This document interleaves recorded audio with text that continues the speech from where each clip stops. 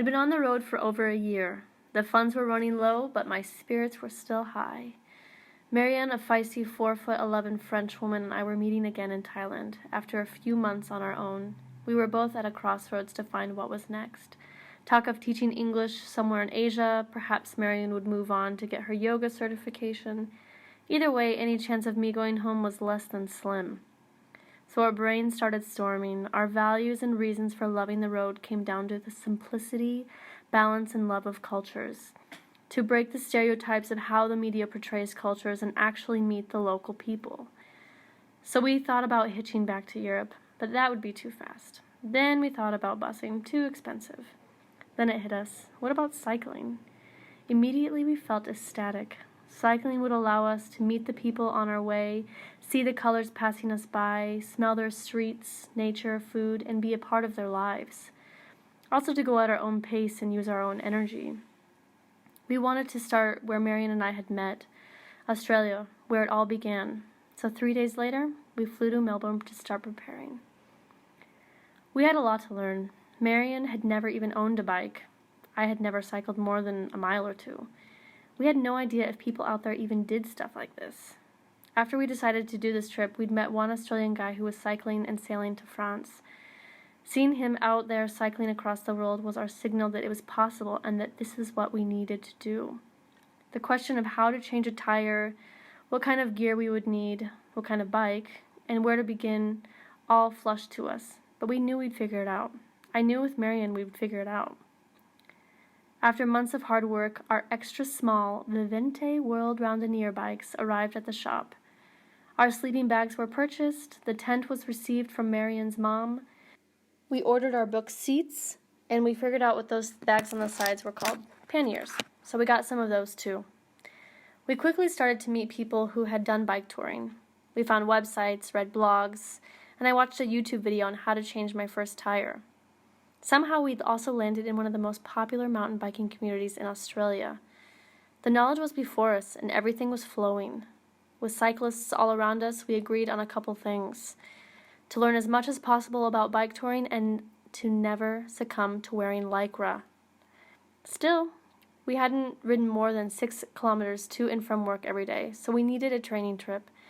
And what better than the 151-mile coastal ride of the Great Ocean Road in southern Victoria. We'd packed all of our gear, and by all of our gear I mean the cooker, sleeping bags, tent, food, ukulele, journals, fire poi, clothes, and water. We brought everything we planned on taking with us on the official start. Our loads were heavy, but the steel frame would hold us just fine. Rain greeted us on our first day in Torquay. Luckily, we had our new raincoats to shield us and kept going. The roads were busy with massive tour buses pulling us with their gusts of wind as they passed us by. The small, winding road didn't provide much of a shoulder, but we were sure it was fine. They'd see us. When the rain got too heavy, we decided to splurge and dig into our $10 a day budget to get a coffee and wait it out. Nothing like the cozy space of a cafe and ceramic cup of coffee. After our break, we moved on and kept going until the sun started to set. Angelasy, a small coastal town, would provide us a bush big enough to hold our bikes, our tent, and a spot for us to use our cooker for the first time. The sleep was good, and our first trip was underway. The next day, we hit the road with our trusty paper map. I loved getting glimpses of the never-ending crisp blue ocean. We started to pedal our way up the first bigger hill. Mostly having only ridden on flat terrain, we embraced the first incline. The road was pretty clear, so we had space to be in our zone, focus, and finally reached the top. With a deep descent, we hooted and hollered all the way down, loving the wind and the fast roll. The 15-second free fall felt good. Moving forward, we quickly realized something didn't look right. Checking and double-checking the map, we'd gone the wrong way. Only able to laugh at the quick decrease of that freeing feeling, we made a break. Soon thereafter, a truck pulled up and we hitched a ride to the top, convincing ourselves that this was part of the adventure too. At this point in the training trip, we were still learning what mileage was possible. Perhaps the weight would change, the terrain would make a big difference, of course, but the ability to plan distance was unknown to us. Today's goal didn't look too far, though, and yesterday we were able to cover decent ground. So we hoped for 60 kilometers today. Hitting the road, The 17-kilometer, 1,400-foot elevation game started our mental game in full force. I focused on each pedal, every 3 meters, every breath, every target reached, to move just a little bit forward. Our energy was decreasing quickly, and the weight of our load was becoming more present. I began to reconsider everything I needed.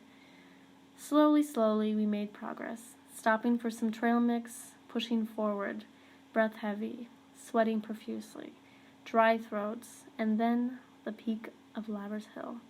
Looking down, I decided to put my helmet on. The curves bent us quickly around each corner, passing the lush forest, massive tour buses, and speeding trucks. I felt free, scared, and so much accomplishment. We were doing it. After 30 kilometers that day, we'd met half of what we wanted to, but our bodies were finished. We'd set up camp and promptly passed out.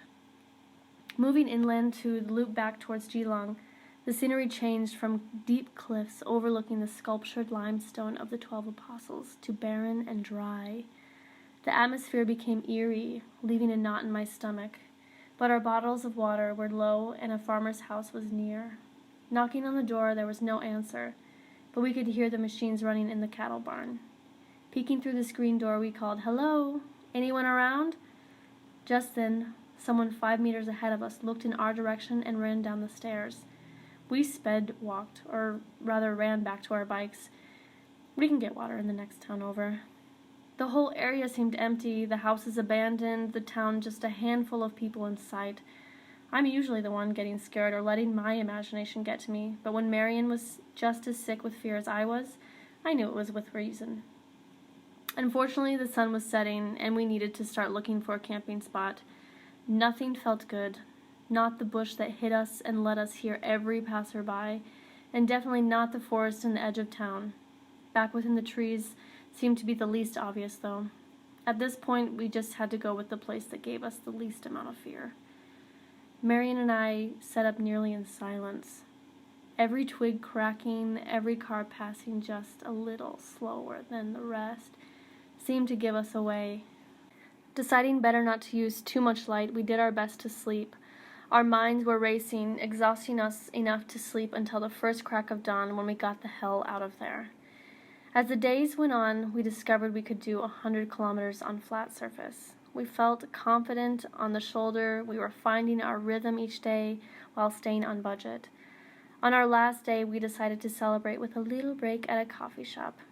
Each of us got a large Americano, and we started to sip the only coffee we'd had since the rainstorm on our first day.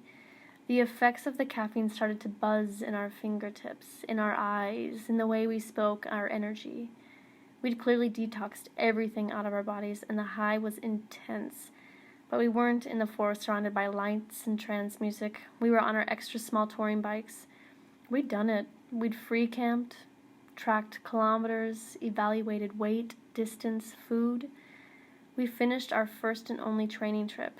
Next, we were off to Bernay, the start of the most fulfilling cultural experience of my life, not knowing then that Marion and I would lose faith in each other. I would hit rock bottom and learn the most valuable lesson of my life about myself.